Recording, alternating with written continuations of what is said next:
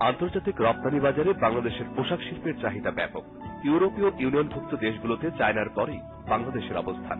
তবে সাম্প্রতিক সময়ে ঘটে যাওয়া নানা ঘটনা, শ্রমিক অসন্তোষ, বেতন ভাতা সহ সব মিলিয়ে বিদেশি বায়ারদের কাছে বাংলাদেশ কিছুটা প্রশ্নবিদ্ধ হয়ে দাঁড়িয়েছে। এই সুযোগকে কাজে লাগিয়ে এগিয়ে যাচ্ছে বাংলাদেশের প্রতিবেশী দেশ ভারত এবং পাকিস্তান। কিছুদিন আগে বিজিএমইএ এর উদ্যোগে প্যারিসে বায়ারদের মনোযোগ আকর্ষণ কিংবা বাংলাদেশি পণ্যের গুণগত মান তুলে ধরতে একটি মেলা অনুষ্ঠিত হয়।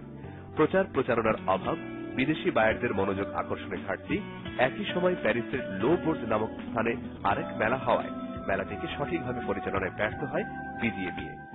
এই ধরনের মেলাতে প্রচারণা একটা খুব গুরুত্বপূর্ণ, বিশেষ করে ইউরোপিয়ান কোন কান্ট্রিতে এই প্রচারণার বিষয়ে তাদের যে একটা বড়সড় উদ্যোগ নেওয়ার বিষয় ছিল, সেটা তারা প্রচার পাবলিসিটি করা হতো, তাহলে মেলাটা সফলতা আরো ভালো হতো বলে মনে করি। বাংলাদেশি পণ্যের চাহিদা থাকলেও এই বাজারকে সম্প্রসারণ করা যাচ্ছে না ব্যক্তি উদ্যোগ কিংবা সরকারি হস্তক্ষেপ প্রয়োজনের তুলনায় কম থাকায়। সমমনাময় বাজারকে রক্ষা করতে সঠিক তদারকি, সরকারের সরাসরি হস্তক্ষেপ আর জোরদার করার পাশাপাশি স্থানীয় ব্যবসায়ীদের সুযোগ সুবিধা বৃদ্ধি করলে ইউরোপীয় বাজারে বাংলাদেশি পণ্যের চাহিদা আরো বৃদ্ধি পাবে বলে মনে করছেন স্থানীয় ব্যবসায়ী উদ্যোক্তারা। ফয়সাল আহমেদ দ্বীপ, বাংলা ভিশন, ফ্রান্স।